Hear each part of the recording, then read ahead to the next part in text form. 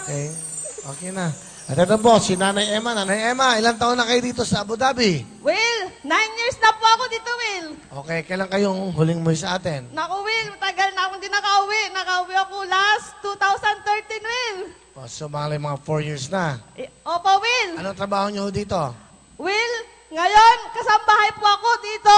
Pero, Will, nakatapos po ako ng college.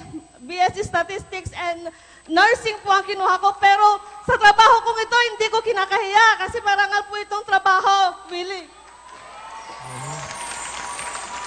Kayong mga amo, ay ano ba sila dito?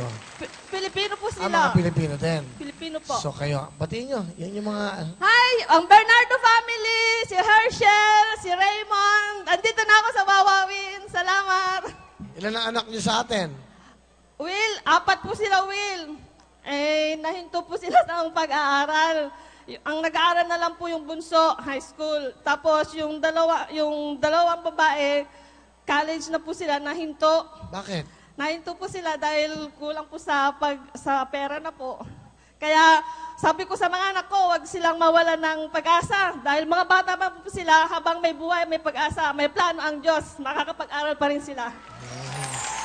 Bakit kayo na muna dito sa Abu Dhabi? Ano nag-udyok sa inyo? Dahil po gusto ko silang mabigyan po ng magandang kinabukasan, kahit papano po ay guminhawa na po ang buhay po namin. Ang inyong asawa ho? Ang asawa ko po ay on-call driver, si Ramil. Hello, Ramil! Ano po, maminsan-minsan pag meron pong tatawag sa kanya pong magbabaneho, yun po ang... Sa mga anak nyo, ano gusto nyo sabihin? Mga anak, lagi kong sinasabi sa inyo, kung ano man ang pinagdadaanan natin, basta wag lang mawala ng tiwala sa Diyos. Kaya natin to, walang bibitiw, basta manalangin lang tayo sa Diyos, huwag tayong mawalan ng pag-asa. Okay, Nay. Sige, para maganda. O, panoodin niyo po itong BTR namin. May babati sa inyo. So, sobrang namimiss ko yan kay Mama, yung yakap, yung halik niya. Yun po yung namimiss namin kay Mama. Yung mga pag-attend dyan sa school namin. Yun po yung sobrang namimiss namin kay Mama. Hi, Mama. Mag-iingat ka palagi dyan, Ma. Kahit ikaw lang nag-iisa dyan, Ma, alam ko, kayang-kaya mo yan. Sabi mo nga, nandyan si Lord at alam niya ang lahat. At kung bakit nandyan ka pa rin, Mama. Mahal na mahal ka namin, Ma. Mag-iingat ka dyan palagi. Tatagan mo lang yung loob mo, Ma. Mahal na mahal ka namin at sobrang miss na miss ka na namin, Ma. Ma, I love you, Mama. Mama, gusto ko lang po sabihin sa inyo na mahal na mahal po namin kayo. Hindi po namin kayo nakakalimutan. Miss namin po kayo. At thank you sa lahat. Thank you sa suporta. At hindi nyo rin kami pinapabayaan kahit wala kayo dito sa amin.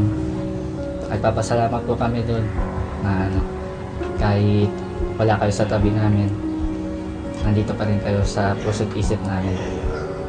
So, Mama, yun, miss na miss ka na namin. Thank you sa lahat. Sa lahat ng mga message na sinasabi mo sa amin about kay God, na andito lang siya sa amin. Thank you sa pagpapalapit sa Kanya para hindi namin ma-feel na malayo ka sa amin. Kasi sabi mo nga, ganyan si God, andito ka na rin sa amin. Puso't isipan. Thank you, Mama. Mahal na mahal ka namin. We love you so much. Ano po gusto nyo sabihin sa inyong mga anak?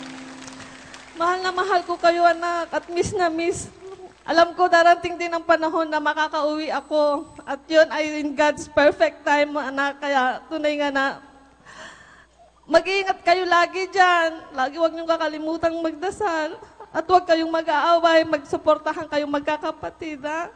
Si Papa niyo, huwag niyong pabayaan. Ano po? Salamat, Nanay Emma. Salamat, Alright. Will. Okay.